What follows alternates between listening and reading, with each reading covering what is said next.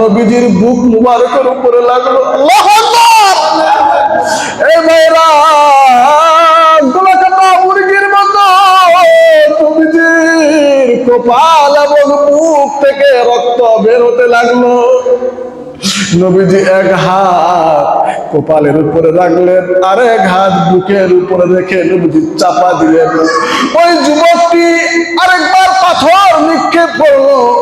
যেই না পাথর শরীরের অন্য জায়গায় লেগেছে, সাথে সাথে নবীজি বেহুশ হয়ে পড়লেন। আল্লাহু আকবার। বেহুশ হয়ে পড়ে যাওয়ার পরে কিছুক্ষণ পর নবীজির হুঁশ আসলো। 3 দিন পর্যন্ত নবীজি খাবার খাই নাই। নবীজি যায়েদ বিন হারেসাকে বললেন, যায়েদ রে, 3 দিন পর্যন্ত কোনো কিছু খাই নাই, দেখা দেখা আমার জন্য পানি অথবা দুধের ব্যবস্থা করতে পারো কিনা।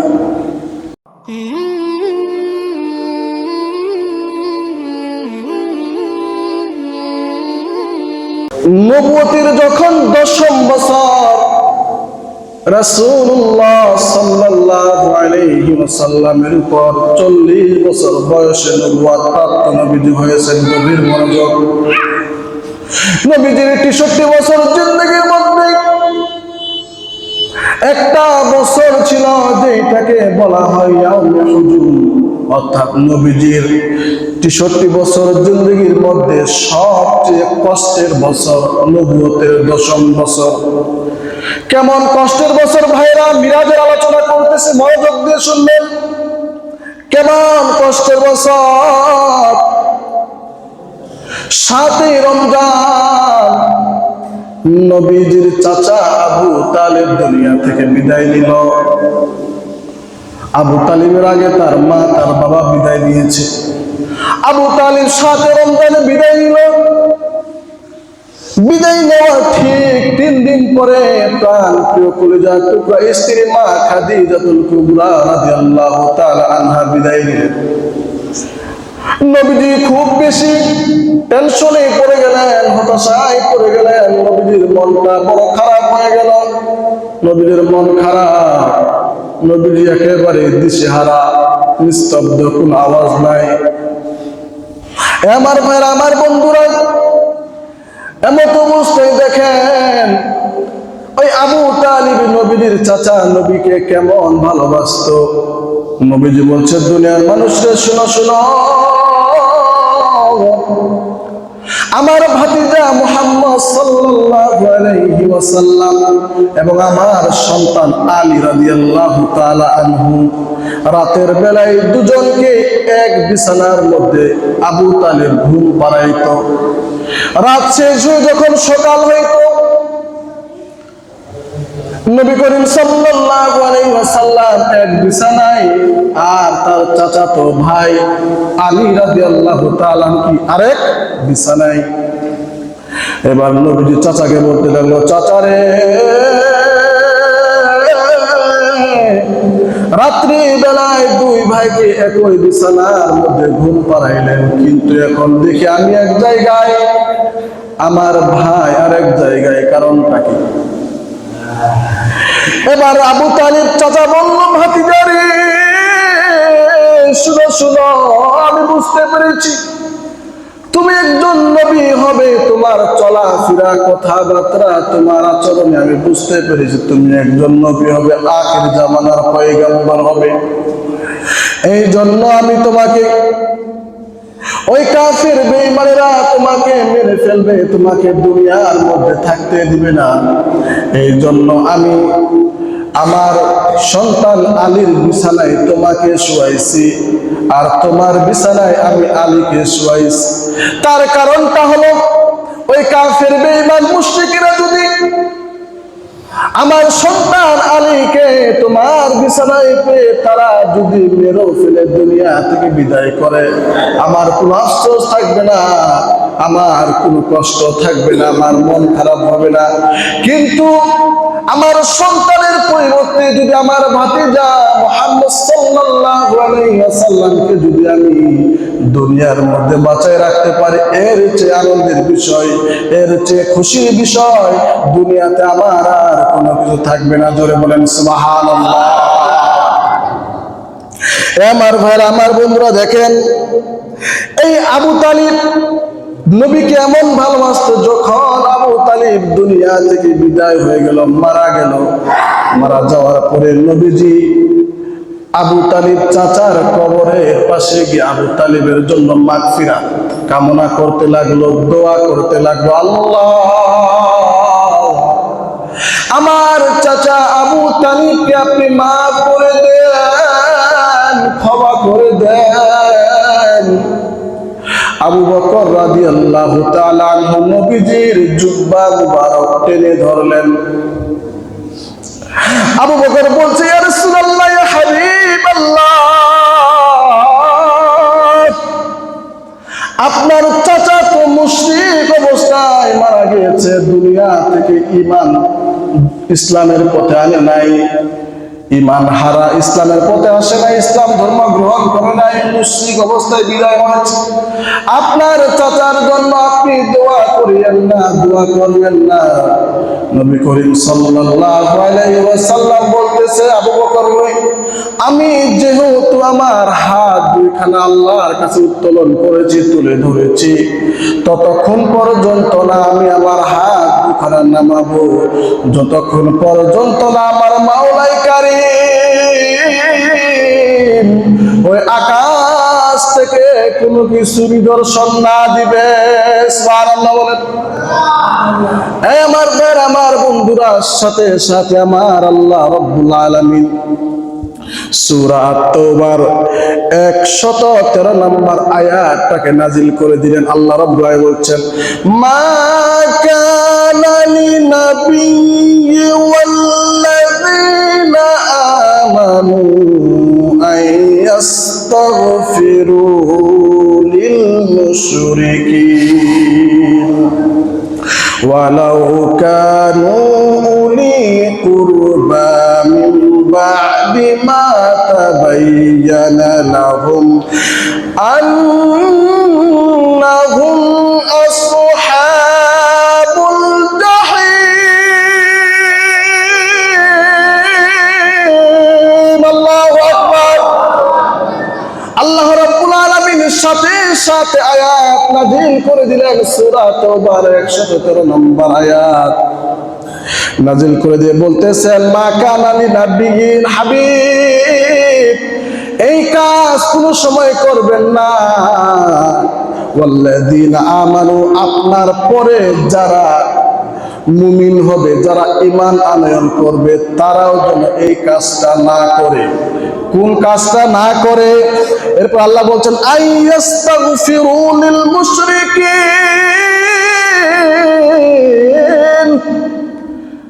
যারা মুশরিক অবস্থায় মারা যাবে, দুনিয়া থেকে বিদায় হবে, ঈমান ছাড়া, ঈমান আনয়ন না করা পর্যন্ত দুনিয়া থেকে যারা বিদায় হবে, ওদের জন্য আপনি দোয়া করবেন না।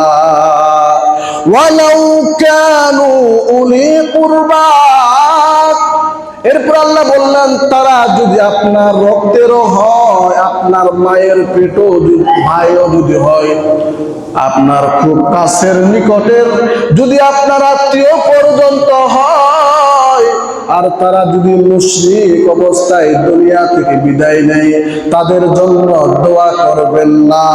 আল্লাহ শেষে বললেন, মিন বা'দি মা তাবায়্যানা লাহুম আন্নাহুম আসহাবুল জাহিম। আল্লাহু আকবার। আল্লাহ রাব্বুল আলামিন বললেন, আল্লাহ বুঝাতে চাইলেন, হাবিব আপনার চাচা আবু তালেব মুশরিক অবস্থায় মারা গিয়েছে, সে যাবে জাহান্নামে। ইব্রাহিমের বাবা মুশরিক অবস্থায় মারা গিয়েছে, যাবে জাহান্নামে। নূহ নবীর স্ত্রী মুশরিক অবস্থায় মারা গিয়েছে, যাবে জাহান্নামে। লূত আলাইহিস সালাতু ওয়াস সালামের স্ত্রী মুশরিক অবস্থায় মারা গিয়েছে, যাবে জাহান্নামে। ও হাবিব, পরিচয় দিয়ে কোন সময় জান্নাতে যাওয়া যাবে না। আল্লাহু আকবার। অথচ নবীজিকে কত ভালোবাসতো, নবীজিকে রক্ষা করার জন্য নিজের সন্তান আলী রাদিয়াল্লাহু তাআলা আনহুকে নবীজির জায়গায় শুয়াই দিত রাতের বেলায়, কাফের বেঈমানেরা নবীকে যেন আক্রমণ করতে না পারে। সুবহানাল্লাহি ওয়া বিহামদিহি।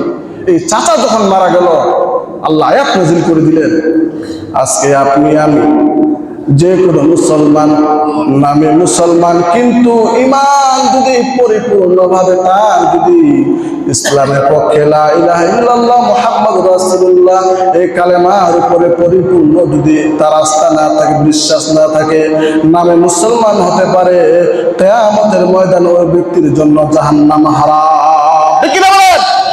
একদল আজকে বলতেছে লা ইলাহা ইল্লাল্লাহ মুহাম্মদ রাসূলুল্লাহ, এটা দরকার নাই, আছে না নাই বলেন? অসংখ্য আলেম ওলামা আমাদের বাংলাদেশের মধ্যে লা ইলাহা ইল্লাল্লাহ এটুকু মানে, কিন্তু মুহাম্মদ রাসূলুল্লাহ এটা মানে না।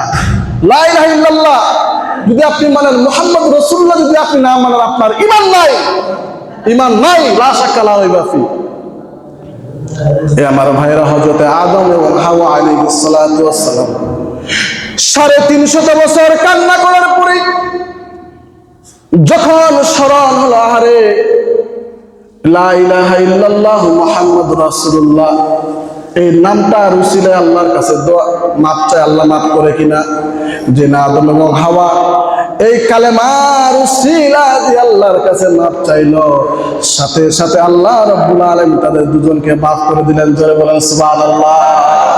আল্লাহ বলেন, আদম হাওয়া আগে যদি এই কালেমা উসিলা দিয়ে আমার কাছে মাপ চাইতো, আমি মাফ করে দিতাম। সুবহানাল্লাহ আলহামদুলিল্লাহ। আমার ভাইয়ের, আমার বন্ধুরা, আসুন এরপরে আল্লাহ রাব্বুল আলামিন এই আয়াত যখন নাজিল হয়ে গেল, গভীর মনোযোগ, নবীজি আস্তে আস্তে করে হাতটা নামাইয়া নিলেন। আবু বকর এবং উমরের কাঁধের উপরে হাত রেখে নবীজি খাদিজার ঘরে চলে গেলেন।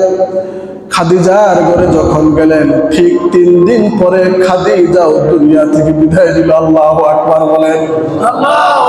আবু বকর উমরের কাঁধ ধরে আস্তে আস্তে করে কষ্ট, দুঃখ, রাগান্বিত মন নিয়ে খাদিজার ঘরে গেলেন।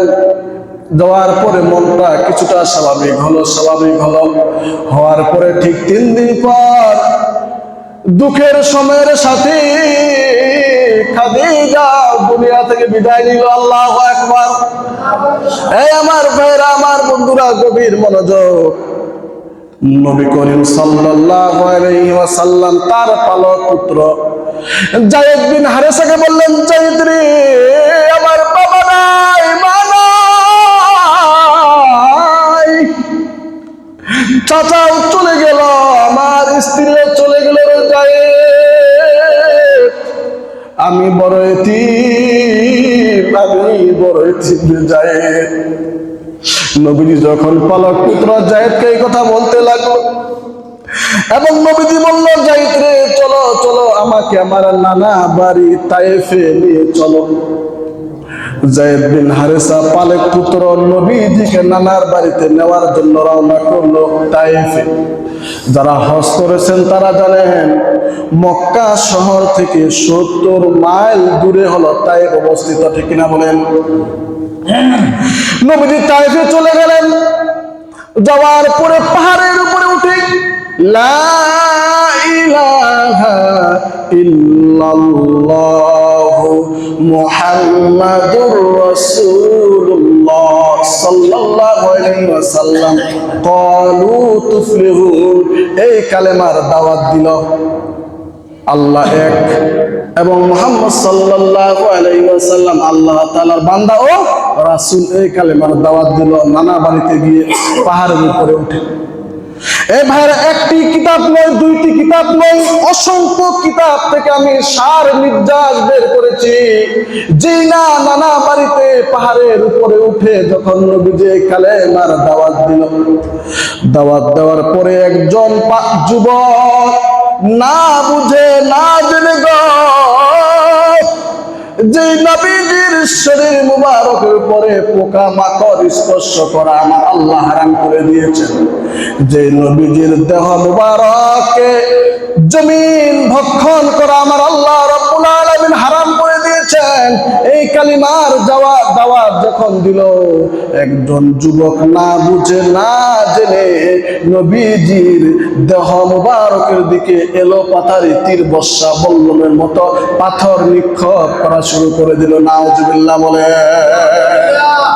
যখন নিক্ষেপ করা শুরু করলো, হাদিস শরীফের মধ্যে আসছে একটি পাথর, বিশাল বড় পাথর নবীজির কপাল মুবারকের উপরে লাগলো। গরুকে জবাই করলে যেমন ঝর্ণার মতো রক্ত বের হয়, এইভাবে রক্ত বের হতে লাগলো। এরপর আরেকটি পাথর নবীজির বুক মুবারকের উপরে লাগলো। আল্লাহু আকবার! এই ভাইরা, গোলাকাটা মুরগির মতো নবীজির কপাল এবং বুক থেকে রক্ত বের হতে লাগলো। নবীজি এক হাত কপালের উপরে রাখলেন, আর এক হাত বুকের উপরে রেখে নবীজি চাপা দিলেন। ওই যুবকটি আরেকবার পাথর নিক্ষেপ করলো। যেই না পাথর শরীরের অন্য জায়গায় লেগেছে, সাথে সাথে নবীজি বেহুশ হয়ে পড়লেন। আল্লাহু আকবার! বেহুশ হয়ে পড়ে যাওয়ার পরে কিছুক্ষণ পর নবীজির হুঁশ আসলো। 3 দিন পর্যন্ত নবীজি খাবার খাই নাই। নবীজি যায়েদ বিন হারেসাকে বললেন, যায়েদ রে, 3 দিন পর্যন্ত কোনো কিছু খাই নাই, দেখো আমার জন্য পানি অথবা দুধের ব্যবস্থা করতে পারো কিনা। এবার যায়েদ বিন হারেসা নবীজিকে বলল, ইয়া রাসূলুল্লাহ, ইয়া হাবিবাল্লাহ, যে জায়গায় এসে আপনার শরীর মুবারকের উপরে রক্তাক্ত, আপনার উপর অত্যাচার জুলুম ও বিচার, সেখানে পানি কিভাবে পাবো? আপনি আর আমি ছাড়া এখানে কেউ নাই। যায়েদ বিন হারেসা পানির জন্য, একটু দুধের জন্য দৌড়াদৌড়ি করতে লাগলো। দেখলেন কোথাও পানি পেলেন না, দুধ পেলেন না। এক পর্যায়ে যায়েদ বিন হারেসা নবীর সামনে এসে বললেন, চোখ দিয়ে টপটপ করে পানি পড়ছে। বললাম, ইয়া রাসূলুল্লাহ, ইয়া হাবিবাল্লাহ, পানি অথবা দুধের কোনো ব্যবস্থা করতে পারি নাই। নবীজি বলল, হারেস রে, আমিও বুঝতে পেরেছি তুমি পানির ব্যবস্থা করতে পারো নাই।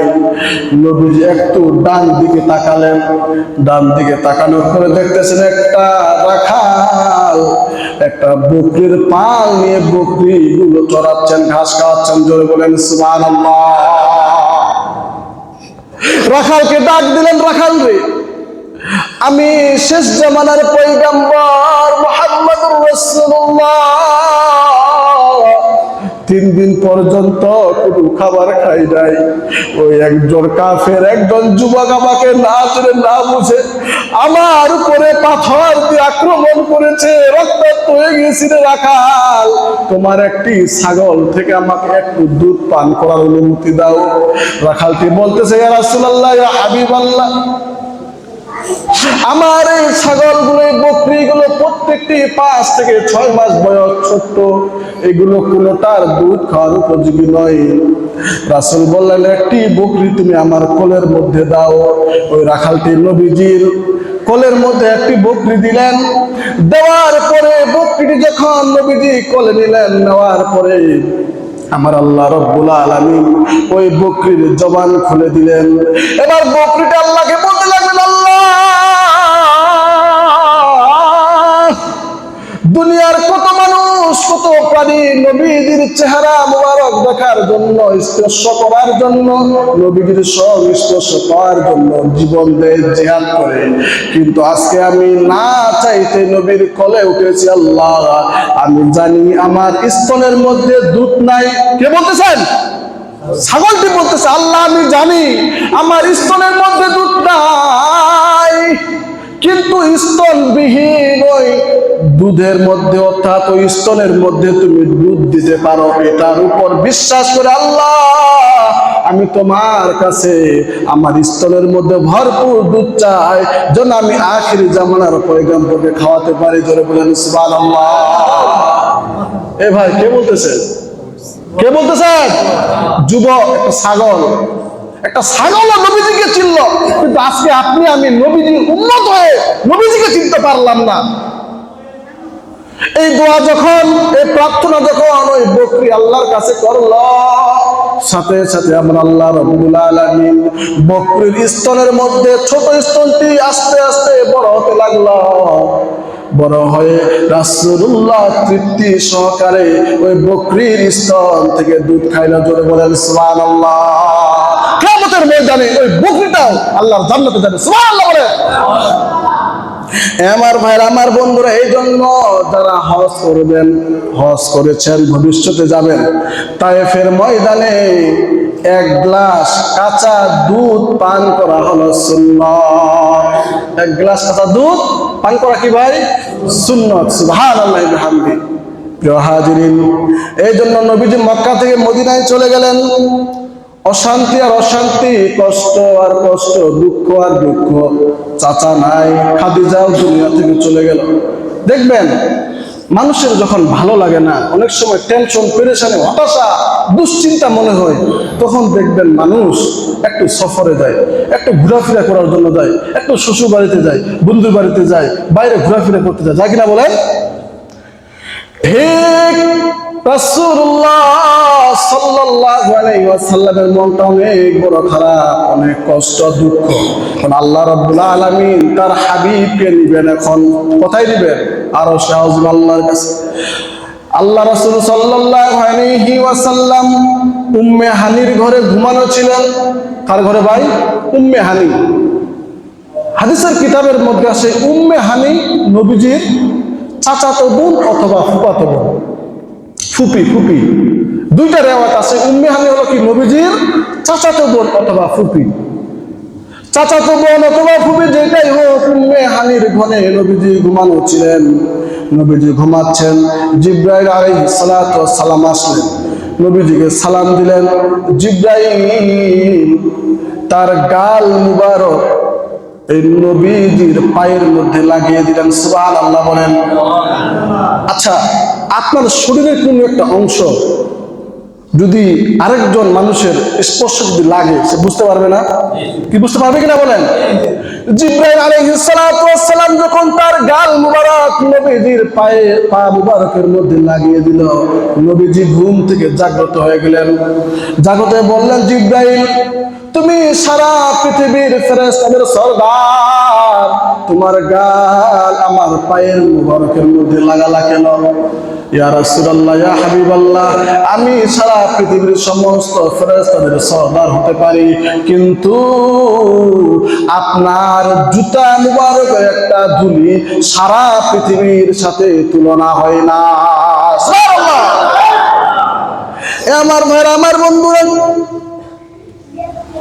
এক পর্যায়ে আল্লাহ রাব্বুল আলামিনের হাবিবকে উম্মে হানির ঘরে যখন ঘুম থেকে যখন উঠলেন, নবীকে নিলেন কাবার হাতিমে। কোথায় নিলেন?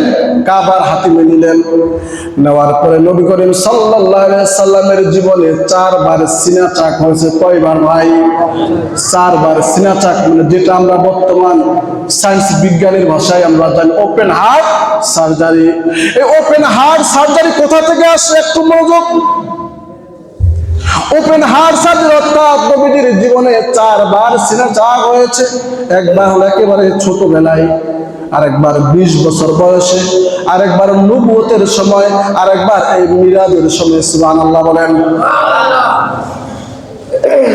এক পর্যায়ে আল্লাহ রাব্বুল আলামিন রাসূল সাল্লাল্লাহু আলাইহি সাল্লামের প্রথম জীবনে যখন নবীজির সিনা চাক হলো, মা হালিমাতুস সাদিয়া নবীজিকে বলল, বাবারে, তোমার এখন কেমন অনুভব হয়? কি অনুভব হয়?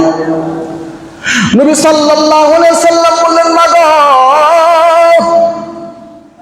আমাকে যখন সিনা চাক করার জন্য একজন মানুষ আমার কাছে আসলো, আসার পরে আমাকে শোয়াইয়া দিল, শোয়াইয়া দেওয়ার পরে আমার বুক মুবারক চিরে ফেললো, চিরার পরে আবার হাউজে কাউসারের পানি দিয়ে আমাকে পরিষ্কার করলো, পরিষ্কার করে আবার একখানে জোড়া লাগলো। এবার হালিমাতুস সাদিয়া নবীজিকে বলতেছে, বাবারে, এখন তোমার কেমন অনুভব হয়? আগে তোমার যেমন অনুভব, যেমন তুমি দেখতে, এখন কি তুমি ঠিক তেমনই দেখো নাকি? রাসূলুল্লাহ সাল্লাল্লাহু আলাইহি ওয়াসাল্লাম বলতেছেন, মা গো, না, আগে আমি জমিনের দিকে তাকাইলে জমিন দেখতাম, আসমানের দিকে তাকাইলে আসমান দেখতাম, কিন্তু এখন আমি মুহাম্মদ সাল্লাল্লাহু আলাইহি ওয়াসাল্লাম জমিনের দিকে তাকালে শুধু জমিন দেখি না, জমিনের মধ্যে পাথর, পানি, বালির সুরকি, ইটের সুরকি এবং আগুনের সাগর যা কিছু আছে আমি সব কিছু দেখতেছি। জোরে বলেন সুবহানাল্লাহ। শুধু তাই নয়, আসমানের দিকে যদি আমি তাকাই, প্রথম আসমান, দ্বিতীয় আসমান, তৃতীয় আসমান, চতুর্থ, পঞ্চম, ষষ্ঠ, সপ্তম, এইভাবে আরশ, কুরসি, লৌহ কলম, লা জামাল, লা মাকাম, সিদরাতুল মুনতাহা পাড়ি দিয়ে আমার ওই আরশে মুআল্লা স্পেশাল একটি চেয়ারের মধ্যে বসে আল্লাহ রাব্বুল আলামিন ওই খুঁটি পায়াগুলো আমি দেখতে পাই। জোরে বলেন সুবহানাল্লাহ।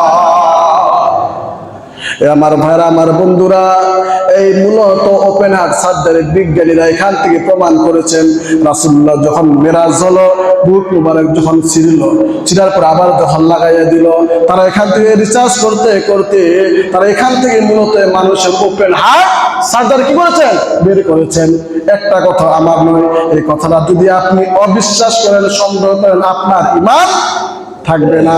রিসার্চ করেন, আপনি একটু গবেষণা করেন। আসলে এই যে মানুষের যে বুক ছিল, আমার একেবারে আপন ভাতিজি, বড় ভাইয়ের মেয়ে, আমার আপন বড় ভাইয়ের মেয়ে, জন্মের পরে 3 মাস পরে তার হার্টের সমস্যা, হার্টের মধ্যে খোলা ছিদ্র, 3টা ছিদ্র। তখন ছোট বয়স, ঠাকুরটা বড় ডাক্তারকে দেখাইলাম, বলছে এখন অপারেশন করা যাবে, অপারেশন করতেই হবে। তবে যখন তার 3 বছর বয়স হবে, যখন 3 বছর বয়স হলো তখন আবার ডাক্তারকে দেখাইলাম, কি একই অবস্থা, হাত কাঁপে, পাও কাঁপে। তারপরে এক পর্যায়ে তখন ঢাকা পিজিতে বড় আমাদের চিনাপুরিত ডাক্তার আছে, এখনো পর্যন্ত ভাতিজি এখন বড় হয়ে গেছে, ক্লাস 9-এ পড়ে, এখান থেকে এই পর্যন্ত ছোটবেলা তো আমি দেখছি, এবারে ছোট একদম পুরা বুকটা এসেছে। এটা মূলত কি সেই মিরাজ থেকে রাসূলুল্লাহ সাল্লাল্লাহু আলাইহি সাল্লাম এই বুক মুবারক যে চিরেছেন, ওপেন হার্ট সার্জারি করেছেন, সিনা চাকরি করেছেন, সেখান থেকে মূলত কি এই ওপেন হার্ট সার্জারি এসেছে। প্রিয় হাজিরিন, এরপরে দেখেন আল্লাহ রাব্বুল আলামিনের হাবিব জিবরাইল আলাইহিস সালাতু ওয়াস সালামকে বললেন, জিবরাইল, আল্লাহ রাসূল সাল্লাল্লাহু আলাইহি সাল্লামকে বলেন, হে রাসূল, আপনি এখানে 2 রাকাত আপনি নামাজ পড়েন। এখন আল্লাহ রাসূল সাল্লাল্লাহু আলাইহি ওয়াসাল্লামকে যখন জিবরাইল এই কথা বলল, জিবরাইল আলাইহিস সালাতু ওয়াস সালাম বলে, আপনাকে আজকে আমি মেহমান বানাইয়া আল্লাহ তাআলা রাব্বুল আলামিনের কাছে নিয়ে যাব। এবার জিবরাইল আলাইহিস সালাতু ওয়াস সালাম এই কথা যখন বললেন, নবীজি বোরাকের উপরে উঠবেন, বোরাকে উঠার আগে বোরাক লাফালাফি করতেছেন, ছটপট করতেছেন। বোরাক মানে একটা যে কচ্ছপ আছে না, কচ্ছপ ভেড়ার চেয়ে একটু ছোট, কচ্ছপের চেয়ে একটু বড়, এমন একটা প্রাণী জাতীয়, এটার নাম হলো বোরাক। এই বোরাকের উপরে যখন উঠবেন, উঠেন নাই নবীজি, উঠার আগে বোরাকটি লাফালাফি শুরু করছে, ছটপট শুরু করছে।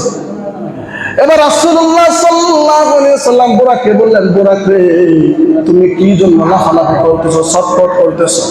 এবার বোরাক বলছে, ইয়া রাসূলুল্লাহ, ইয়া হাবিবাল্লাহ, শত শত হাজার হাজার বোরাক থেকে আল্লাহ রাব্বুল আলামিন আমাকে কবুল করে আপনাকে উপরে নিয়ে যাওয়ার জন্য দায়িত্ব দিয়েছেন। আজকে আমি আপনাকে নিয়ে যাব, কিন্তু কিয়ামতের ময়দানে আমার উপরে উঠে আপনি আমাকেও জান্নাতে নিয়ে চলে যাবেন।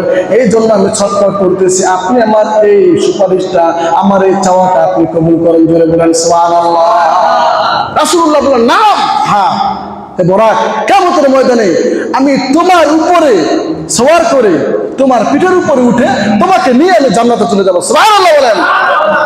আল্লাহ রাব্বুল আলামিন আমাদের সকলকে আল্লাহ রাসূল সাল্লাল্লাহু আলাইহি সাল্লামের মিরাজ থেকে শিক্ষা নিয়ে তার প্রিয় উম্মত হয়ে, তার প্রিয় খাটে আশিক আল্লাহ তাআলা দুনিয়া থেকে বিদায় নেওয়ার তৌফিক দান করুক।